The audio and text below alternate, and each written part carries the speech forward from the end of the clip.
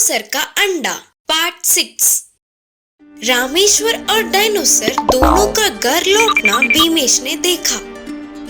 अरे जंगल में ही छोटू का काम तमाम हो जाएगा करके सोचा तो ये तो फिर से लौटा पड़ा। मैं कुछ भी सोचूं या करूं वो हो ही नहीं रहा है करके अपने आप को कोसता हुआ सब कुछ ध्यान से देख रहा था। जंगल में बड़े भाग से लड़कर डायनोसर को छोटे मोटे घाव हुए। उन्हें भीमेश ध्यान से देख रहा था। मैंने जो सोचा था भले ही वह नहीं हुआ हो, लेकिन वह कुछ तो हुआ है। पूछने पर तो ये नहीं बोलेगा करके सोचा। ऐसे रामेश्वर और डायनोसर दोनों का घर के अंदर जाने तक ही, फिर बाद में धीमे से खिड़की के पास जाकर देख रहा था।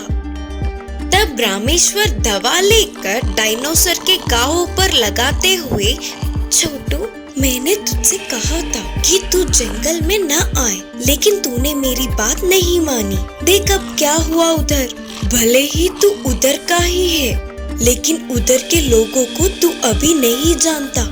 अगर मेरा आना थोड़ी सी भी देर हो जाता तो वह बड़ा भाग तुम्हें मार देता। ऐसे उसकी बातें सुनते सुनते डायनोसर सो गया। पहले तो तूने मेरी बातों को नहीं सुना और अब मेरी बातों को बिना सुने ही सो गया। देखेंगे। फिर से रामेश्वर भी सो गया। यह सब कुछ छुपकर सुनने वाला भीमेश, बड़े बाघ के हाथों से बच के निकलने वाला डायनोसर किसी न किसी दिन जंगल में इसका काम तो खत्म होना ही है सोचते हुए चिढ़ाकर हंसने लगा।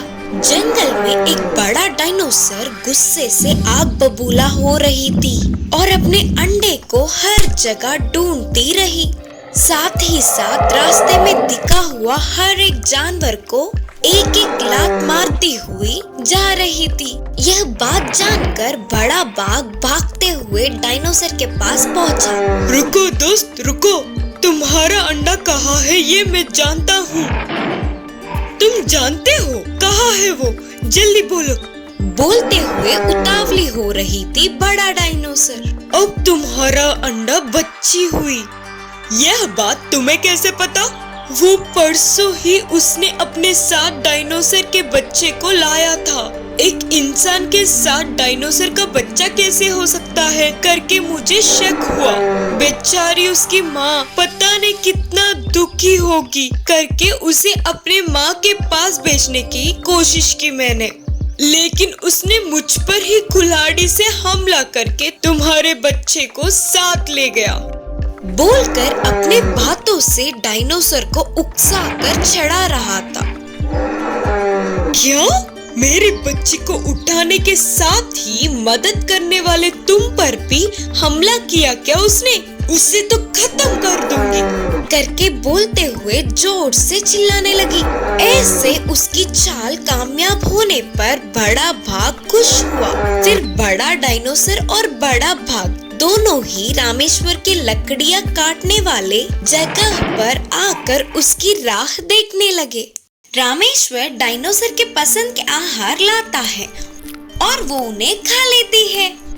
फिर रामेश्वर ने कहा, छोटू हमें पैसे मिलने से ही खाना मिलेगा और पैसे कमाने हो तो मेहनत करनी होगी, इसीलिए मैं जंगल जाकर लकड़ियां काट के ले आऊंगा। क्या मैं जंगल ना जाऊं? ऐसे कैसे चलेगा? मेरे जंगल गए हुए भी बहुत दिन हो गए। अच्छा मैं अब समझा, तू भी मेरे साथ जंगल आएगा ना? नहीं नहीं, उधर तुम्हारे लिए खतरा हो सकता है, तू घर पर ही रह। बोलते हुए उसे समझाने का प्रयास किया।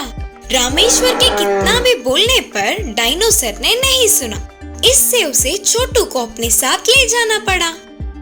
रामेश्वर और डायनोसर दोनों मिलके जंगल जाना भीमेश ने देख लिया।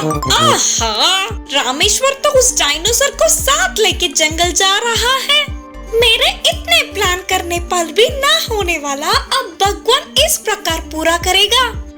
जंगल के जानवर तो इसे नहीं जानते, इससे सारे क्रूर जानवर मिलके एक साथ इस पर हमला तो करेंगे ही। फिर तो इस छोटू का चैप्टर क्लोज करके बोलते हुए भीमेश हंस पड़ा। रामेश्वर और डायनोसर जंगल पहुँचे और रामेश्वर ने डायनोसर से कहा, अरे छोटू, तुझे पता है तू मुझे यही मिला था, तेरा कोई तो यहाँ होगा करके आसपास पूरे जगह में मैं देखा, लेकिन कोई भी नहीं दिखा। इससे तुझे मेरे साथ ले जाना पड़ा। तो वो डायनोसर बहुत ही खुश होकर उछल पड़ा। ठीक है, फिर मैं इधर ही पेड़ों से लकड़ियाँ काट के इकट्ठा कर लूंगा, लेकिन तू बस दूर ना जा, इधर ही पास पास घूम ले करके बोलकर वह अपना काम करने में लग गया। डायनोसर उधर ही खेल रहा था। कुछ देर बाद उसे प्यास लगने से दूर से दिखने वाली नदी के पास गया। लकड़ियाँ काट रहे रामेश्वर ने उस पर ध्यान नहीं दिया और नदी के पास जाकर पानी पीने वाले डायनोसर को शेर ने देख लिया और उसके मुंह में पानी आ गए। पानी पी के जाने वाले डायनोसर पर अचानक हमला कर दिया। अचानक के इस घटने से वह डायनोसर पहले डर गई, लेकिन फिर बाद में उसने शेर से लड़ाई की। कुछ देर बाद रामेश्वर को छोटू के ना दिखने पर उसके आसपास के पूरे जगह में ढूंढा। फिर से शेर से लड़ रहे डायनोसर को दूर से देखा। अब देखने से कोई फायदा नहीं करके रामेश्वर अपने पास के हल से शेर को मारा। इससे शेर चिल्लाता हुआ उधर से भाग गया। उसके बाद रामेश्वर डायनोसर को अपने पास लेके सब ठीक है करके चैन की सांस ली। डायनोसर का अंडा। भीमेश पलंग पे सो के पट्टी बंधवा के बड़बड़ कर रहा था कि अरे छोटू, तेरा काम जब तू अंडा था ना तभी तमाम करने की सोचा तो वो हो नहीं पाया। चलो ठीक है करके रामेश्वर की खबर लेना चाहकर सांप छोड़ा तो वो आकर मेरे गले में पड़ गया। कोई बात नहीं करके फिर भी नहीं छोड़ूंगा क्योंकि मेरा नाम है भीमेश। बोलते हुए रामेश्वर के घर की खिड़की से भीमेश ने अंदर झांका।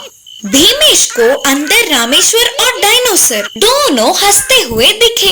अरे ये दोनों तो मेरे बारे में ही बात करते हुए सोचकर हंस रहे होंगे।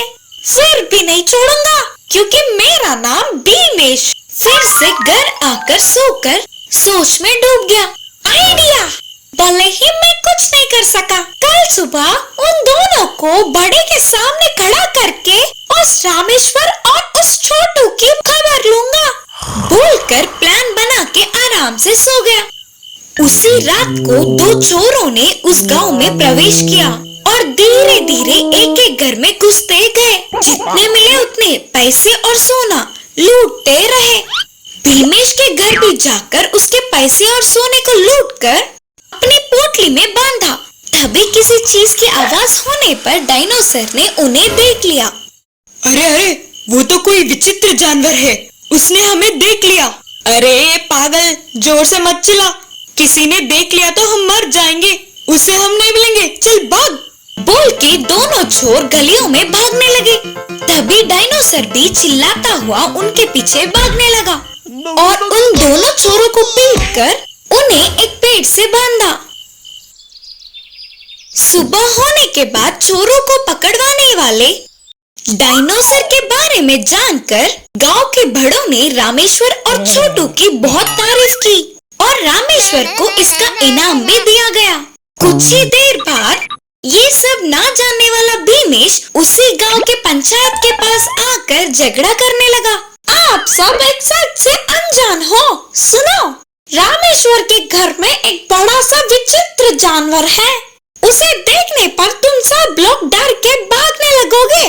बच्चे तो घर से बाहर तक नहीं निकल सकेंगे। ऐसे जानवर को और उसे सहारा देने वाले रामेश्वर को आप क्या सजा देना चाहेंगे, बोलो, आप खुद ही सोच लो करके बोला। उन दोनों को अभी ही तारीफ करके इनाम दिया, बड़े ने कहा। आसपास के सारे लोग रात की बात बताने पर भीमेश परेशान हुआ। उसकी प्लान उस पर ही उल्टा पड़ने पर अब करे तो क्या करे, उसे कुछ समझ नहीं आया। तेरे घर में कुछ तो चोरी हुआ होगा, पहले उधर जाके देख ले भीमेश, करके बड़े ने कहा। अरे छोटू रामेश्वर दोनों मिलकर फिर से मुझे बुद्धू बनाए। भीमेश के ऐसे बोलने पर उधर के सारे लोग हंस पड़े और वो भागते हुए घर गया।